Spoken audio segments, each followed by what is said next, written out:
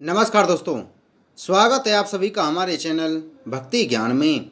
दोस्तों, आज मैं आपको गंगा सप्तमी की कहानी और महत्तम सुना रहा हूँ।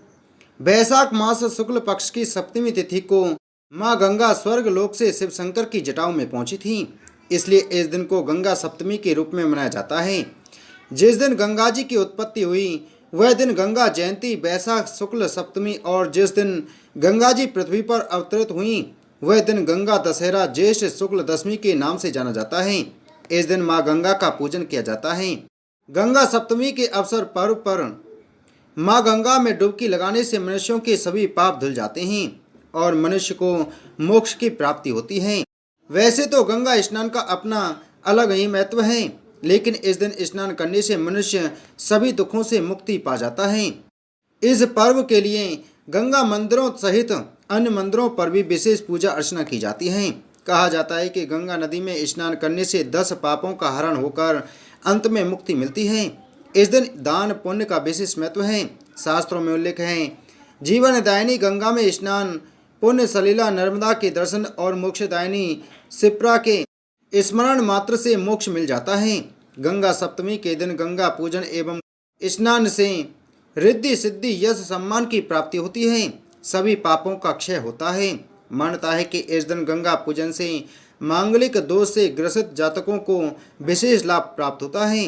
विधि विधान से किया गया गंगा का पूजन अमोघ फल प्रदान करता है। पुराणों के अनुसार गंगा विष्णु के अंगूठे से निकली हैं, जिसका पृथ्वी पर अवतरण भागीरथ के प्रयास से कपिल मुनि के शाप द्वारा भस्मीकृत हुए राजा सागर के 60,000 पुत्रों की अस्थियों का उद्धार करने के लिए हुआ था। तब उनके उद्धार के लिए राजा सागर के वंशज भगीरथ ने घोर तपस्या कर माता गंगा को प्रसन्न किया और धरती पर लेकर आए। पुराने काल में भागीरथ नामक एक पराक्रमी राजा हुआ करता था। भागीरथ के 64,000 पूर्वज महर्षि कपिल की क्रोध की ज्वाला में जलकर भस्म हो गए थे और उन्हें कभी भी मुक्ति नहीं मिल पाई। उनके पूर्वजों को गंगा के जल से ही मुक्ति मिल सकती थी, जिसके लिए देवी गंगा को धरती पर लाना जरूरी था। देवी गंगा को पृथ्वी पर लाने के लिए भागीरथ ने कठोर तपस्या की, जिसे देखकर माँ गंगा प्रसन्न हुई और उनसे वरदान मांगने के लिए कहा। राजा ने माँ से धरती पर आने का आग्रह किया, जिससे उनके पूर्वजों की आत्मा को शांति मिल पाए। माँ गंगा धरती पर आने के लिए मान गईं, लेकिन उन्होंने भागीरथ को बताया कि अगर वह स्वर्ग से सीधी पृथ्वी पर आएंगी तो पृथ्वी उनके वेग को गति को सहन नहीं कर पाएगी। इस समस्या के समाधान के लिए देवी गंगा ने भागीरथ को भगवान शिव की आराधना करने के लिए कहा।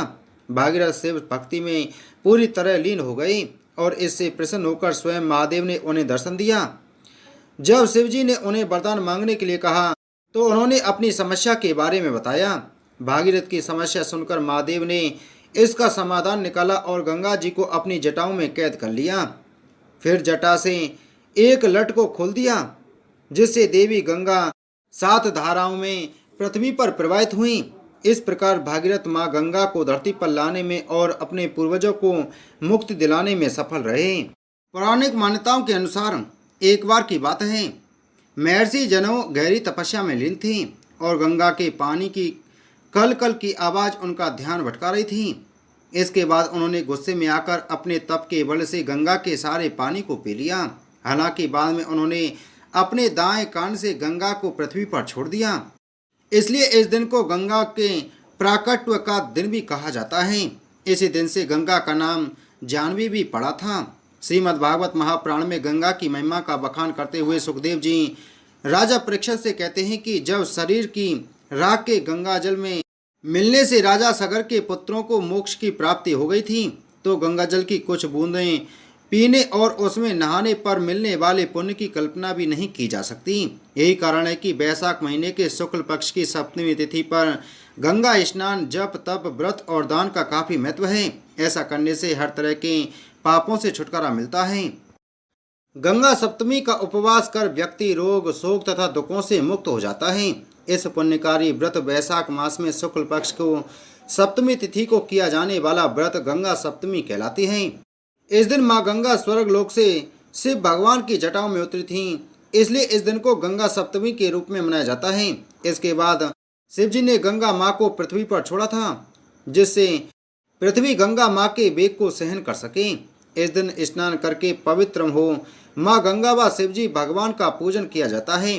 मोक्ष की देवी माँ गंगा में गंगा सप्तमी को गंगा स्नान करने से विशेष फल मिलता है। गंगा सप्तमी के दिन माँ गंगा मंदिरों व गंगा जी में विशेष पूजा का आयोजन किया जाता है।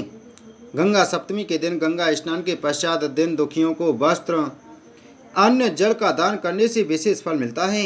इस दिन किया हुआ गंगा स्नान दान जप होम तथा उपवास अनंत फलदायक होता है। जो व्रती गंगा सप्तमी के दिन फल पुष्प आदि लेकर माँ गंगा की प्रदक्षिणा करता है उसकी मनोकामनाएं पूर्ण हो जाती हैं तथा अंत में प्रभु चरणों में स्थान मिलता है।